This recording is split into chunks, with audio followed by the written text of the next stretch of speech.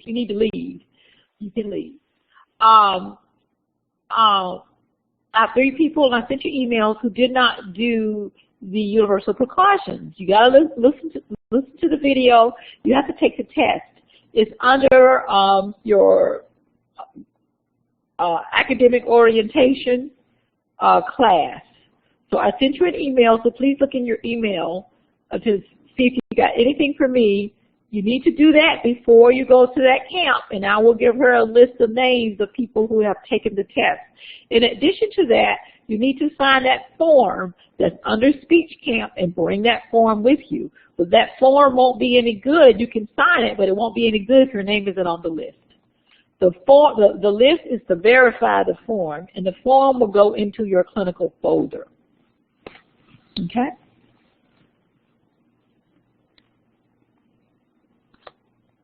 I see some people writing, so I'll wait.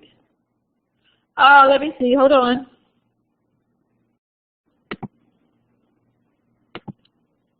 I hope I have it in there. I hope I was supposed to put it in there. Okay. Oh, universal precaution signature. That's what it's called. Universal precaution signature. That is the one dealing with, you know, washing your hands, you know, being careful about, you know, needles, people who are contagious, because, believe it or not, there is that chance, especially when you go to the medical settings. It's not going to be as big in the preschool setting. I mean, you can catch colds and things like that, but you need to use proper precautions even within the preschool setting. All right, so this is what I want you to do today. Fluoride. Fluoride is one of the screening protocols that you will be using for your preschool prevention project, preschool screeners. However, Dr. Watson, this is not one of her favorites, not one of my favorites either. Chesley, if you didn't receive an email from me, that means you did it. So if you already did it, then everybody has done it except 3 people, and they got an email. Okay. So the fluoride is one, and the other one will be the preschool screening protocol, the preschool language screening protocol. So next week I will go over the preschool. This week I want to go over the fluoride, just so that you are familiar with it. I mean, this is difficult online, and you'll have a chance to practice it on land. But I don't want the first time you hear it is when you get there. So I'm going to do this quickly. Here you are to screen children. Remember, when you screen, the screening is not a diagnosis. Screening is just saying that we need to look further into this child's skills. So after you screen, if they fail the screening, then you do a diagnostic. And then with the diagnostic, you will give other language or TIC tests, things like that. So with a screening, you will administer every item, okay, on the screener, and you will come up with a score. Shucks. Administer every item. There is a picture book, and there are some objects like blocks, and there is a script, and the script is in red. You don't want to cue or give prompts to the child. You don't want to. You want to say, good. If you say good job, good trying, I like the way you point, but don't give them any indication that they got it right or wrong. Even if they get it wrong, it's good job, or just say thank you, or they'll give you more ideas about how they want you to respond to the child, because different clinicians or supervisors have different ways they want you to respond back, but you're not to give any kind of hint. Now, this is something that I want to work with you today, because some people don't know how to do a chronological age. There's no need to be ashamed. There are people, unless somebody has shown you, it might be difficult, but I'm going to hold off. I'm going to come back to that. You're going to do an articulation subtest. You read the red parts, 1 point or 0. 1 point for correct, 0 for incorrect, okay? The repeating sentences, red parts allowed. Okay, let's see if I can find, hold on. Oh, this must not be the one I did. Okay, so here it is here. You see, here's an example of the test. You see it says subtest artic, and you see the part in red? That's what you read. So you want to practice this before you go in on that screening. So you're going to practice with each other. So here are the words here. I think the first word is that can? I can barely see it. I think that's can. So what we will show them a booklet. And in the test protocol, there will be the book, and it will be a picture of a can. And then you say to the child, what is this? You know, and the child will say, can. And then you say, yes, that is a picture of a can. There are some examples, and you'll follow the protocol of the book of the example. And then you put, first, so here you see can is looking at the C or the K, and it's looking at the N. So you're going to put a 1 here if the child got the K correct, and a 1 there if the child got the N correct. So here there is a score of 2. And so you would do the same thing for each one of the words, have them look at the picture and tell you what it is. And then if they say something, you know, if they say can instead of can, then you're going to write in your notes T for K substitution so you'll know. At least that's what I would do. All right, so that's the artic part. For the repeating sentences here the red, you're going to read the directions, and then you see the sentences are in red, so you're going to read the sentence, and you are going to ask them to repeat it exactly the way you say it. Say what I say, all right? And then you will mark whether or not they said it correct. And what I usually do, if they leave out a word or something, then you mark it as you're reading it out, okay? And as they're repeating it back. And then you go by the score sheet to decide if they make one error, then I think that's a 0. So it's pretty rigid, pretty strict. But you'll read the manual more closely. Following directions, the same thing. I thought this might just be helpful for you to sort of look at. And this PowerPoint is in your content. Okay, let's go back a little bit. All righty. All right, so now here is the front page. So the front page, you're going to do the scores. So let's say that artic, you remember, I think it had 12 maybe words and 2.2 sounds per word, so that's 24 points. So let's suppose the child is perfect and he got a 24, so you will put a 24 right there. And then you're going to look at the manual and see where a 24 falls in terms of a standard score. And you're going to put the standard score right there. And I don't have the manual here, but this just gives you sort of an introduction. Once you get the raw scores, so this will be a raw score. You're going to add up this subtest and this subtest together to get a receptive language raw score. And you're going to add up this subtest and this subtest to get an expressive language. They call it quotient. You'll get an age equivalent, and then you will, I can't tell what this is, and then you'll get a standard score right here. That might be percentile. And then you'll do these little things here, and you'll figure out whether the child has a problem. If the child falls in this little pink bottom area down here, then there is a problem. Okay, so that's a fail of the failure. Up here they're scoring really high, down here they're scoring really low. Down in here is the average zone. Okay, it's the average zone, so they pass. All right, so that's the fluidity. Now, the first exercise that I want to do is this, and I want to do it with the group, whoever's here with me. You don't have to stay. I totally understand. You know, it's not your fault. It's not mine either, not directly, but, you know. All right, so we're going to do birthday. So I'm going to give you a birthday, a child's birthday. a child is born May 1st, 20, I'm writing it down, 13, right there. And now today's date, oh, I have the wrong, today's date is, let's say, what is it, June 12th, right? So you're going to put June 12th. Okay. Now, so the test date, you put the year first, so you're going to have of 17, right, as the year, under the year. So I want everybody to get a sheet of paper, put the year, the month, and the day. So test date, year, you're going to put a 2017.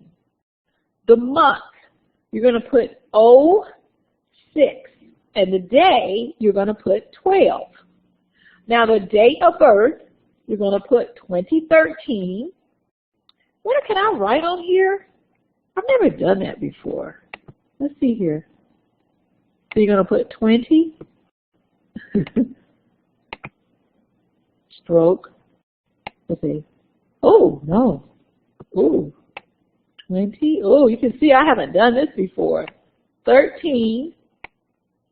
Oh, that's terrible. And 5 would be the month, right? I'll get better at this. And 1 would be the day. And today's date is the 12th, so I'm going to put a 12 here. Ooh. And then I'm going to put a 6 here, and I'm going to put a 17 here. Okay? Now, I want you to tell me the chronological age of this child.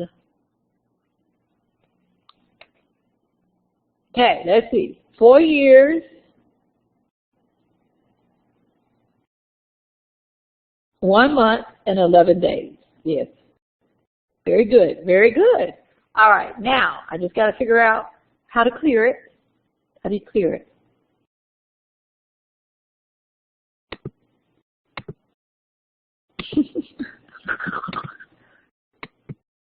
Okay. Do I do this? I'm going to draw a triangle.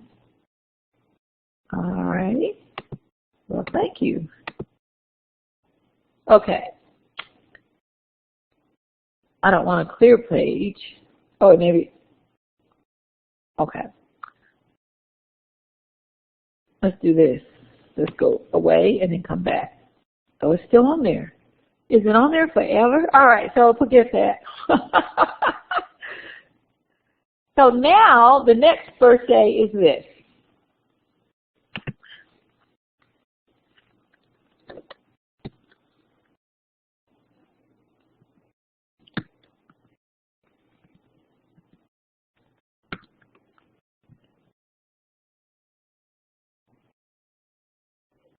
Oh, no. I'm sorry. That's not the right one. I'm sorry. Because this is June. I want it to be July. Let's do July. July.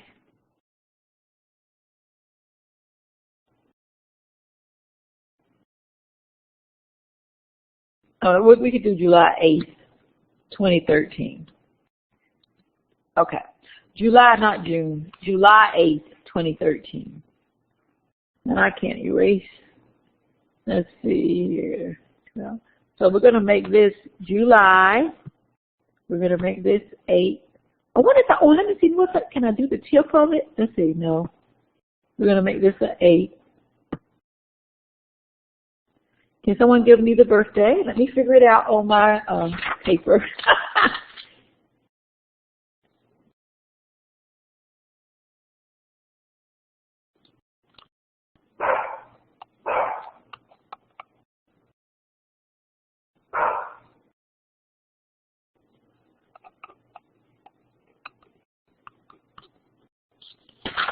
Very good, class. Very good.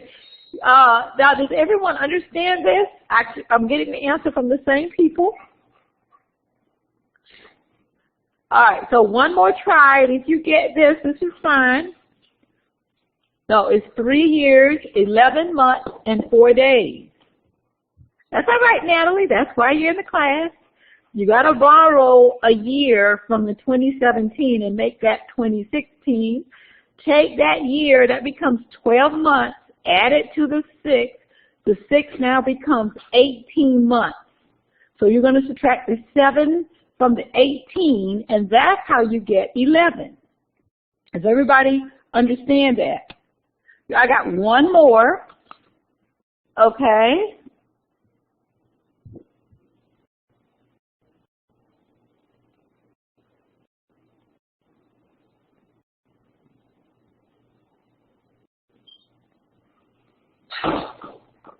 Okay. All right. So the last one is the child's birthday. What is this? Okay. This is, so that would be 9 and the day the 12th, 9 and 20th. Oh, shucks, I'm not writing. 9, 20th, 2013. So now this is the birthday, 9/20th, 2013.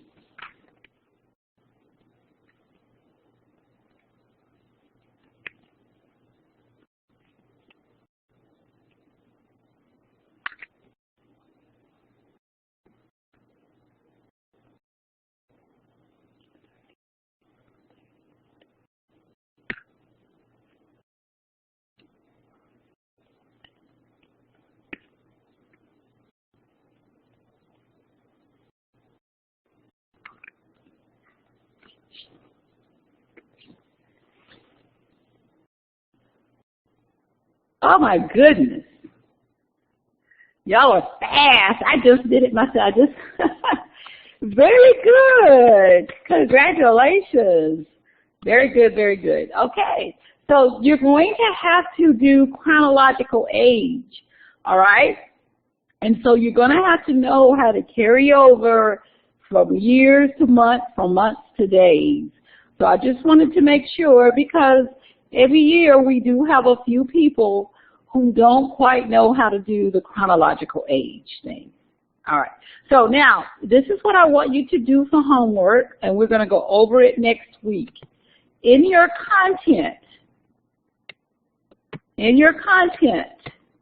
you have, hold on, under, let's see, under lectures, under assignment,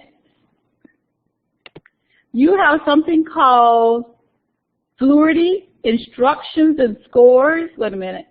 Fluidity Worksheet for Students. Let me see if that has what I want on it. Yes. And what you want to do, Chesley, is to read the manual for how they want you to do the rules. For when I was, yes,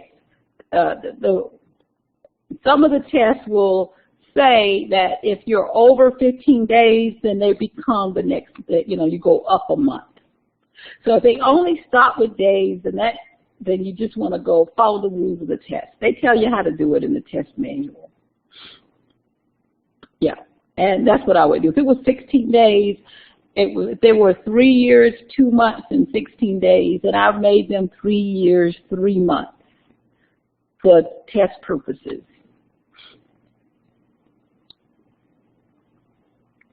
Okay, hold on. Let me get I had all of this out, but I had to close out my computer like 3 times. I had to try to erase a lot of things, so all of my little things that I had downloaded were gone. All right, so Fluidity Worksheet for Students. I want you to go to this computer. I wonder if it'll ever be the same. Okay. All these other Word documents are popping up that I didn't ask to pop up. So I can't read it. Okay. Here it is. Okay, finally. Okay, if you go to the Fluidity Worksheet, for students. It gives you the birth date of the child. This child is born in March 11th, 2011. Okay? Oh, I hope this child isn't too old. When I made this, the child was not too old. Was it 17? The child's too old for the Fluidity. So I'm going to change that date. Let me change it to 2013. Okay. I'm going to change it to 2014.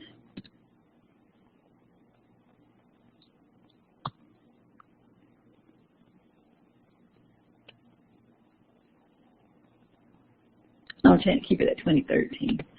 So I'm going to go back again and put this new assignment in here.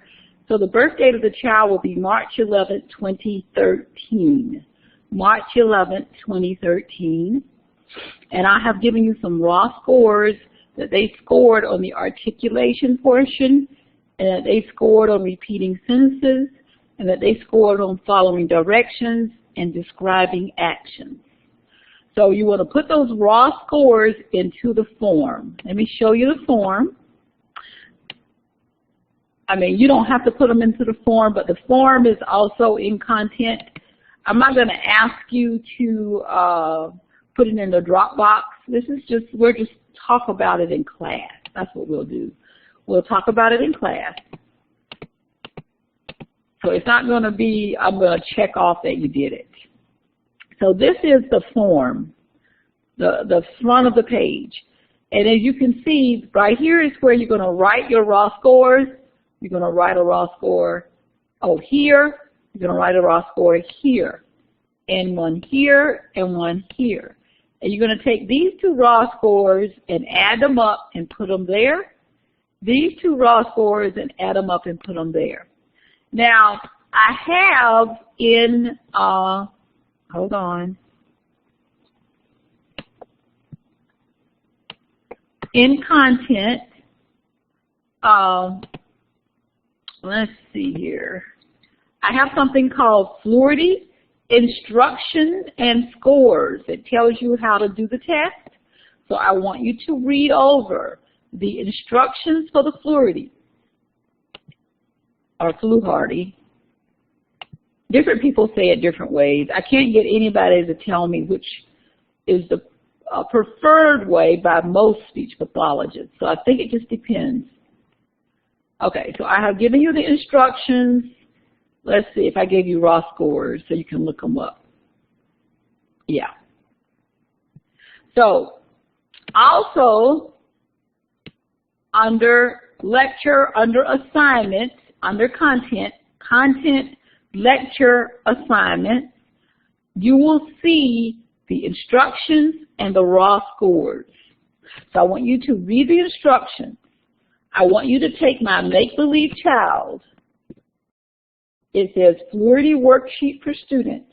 And I want you to put in those scores. And I want you to answer the questions that I have on the sheet. Do the best that you can. All right? And we will go over it in class next week. I'm just making this as short as possible because the class was interrupted today. But this way we won't get but so far behind. Any questions on the Fluidity and in terms of what you're supposed to do? So look under assignments. Pull out the Fluidity Worksheet for Students. Right now I'm going to change that birth year to 2013 instead of 2011.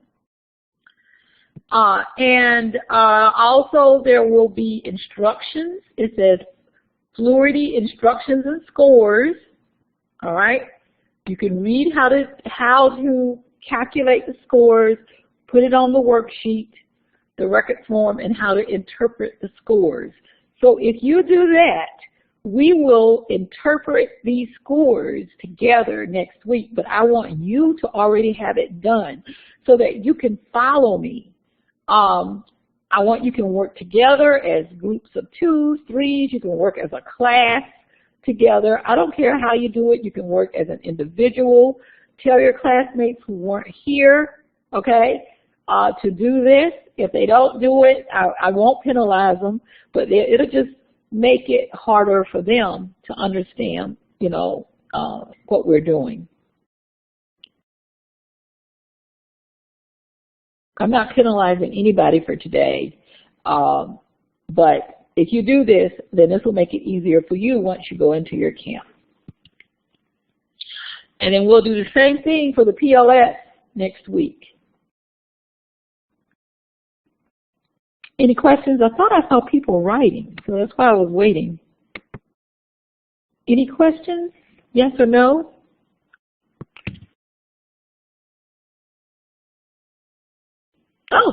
Oh, good. Has anyone given this? Has anyone given this before? Oh my gosh! Oh, this is nothing. So all of you help Rachel.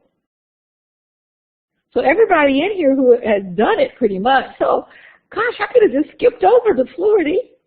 Has everyone given the who's given the preschool screener? Preschool screener. Look at it. Rachel says it's not fair.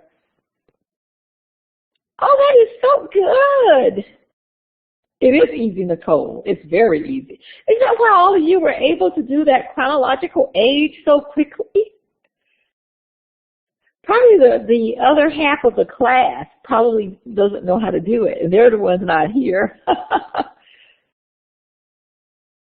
Okay, all righty, very good. Okay, well, I feel good. The other thing that we have to go over, but we're going to go over that not tonight, but we're going to go over it quickly, would be the HIPAA, the FERPA. I mean, we've already done it a little bit, and you'll get it in your clinical orientation. You'll hear it over and over and over again, but we feel that we have to do it.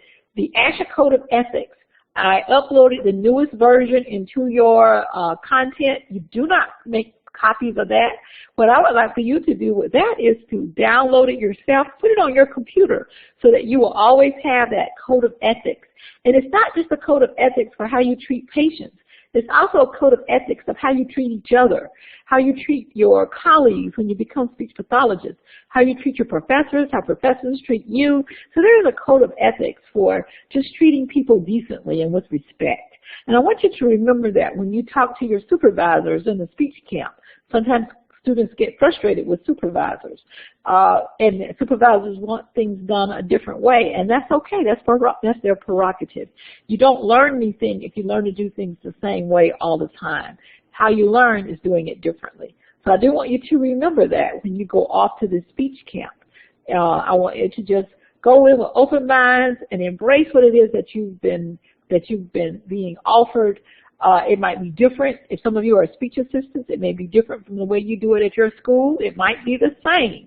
So, but if it's different, you have to do it the way the supervisor is telling you at the speech camp, because it is her license, it is her patient, it is the way that she sees fit to do it. So school systems are different. They have different rules. The way you do a test should be the same because it should be based on the manual. But the way you write it up might be different, and you must go with whatever your supervisor tells you, okay? That's part of the code of ethics. I just want to let you know. Any questions? All right, thank you for joining me. Thank you for being able to come back at a last minute's notice, and I will see you tomorrow.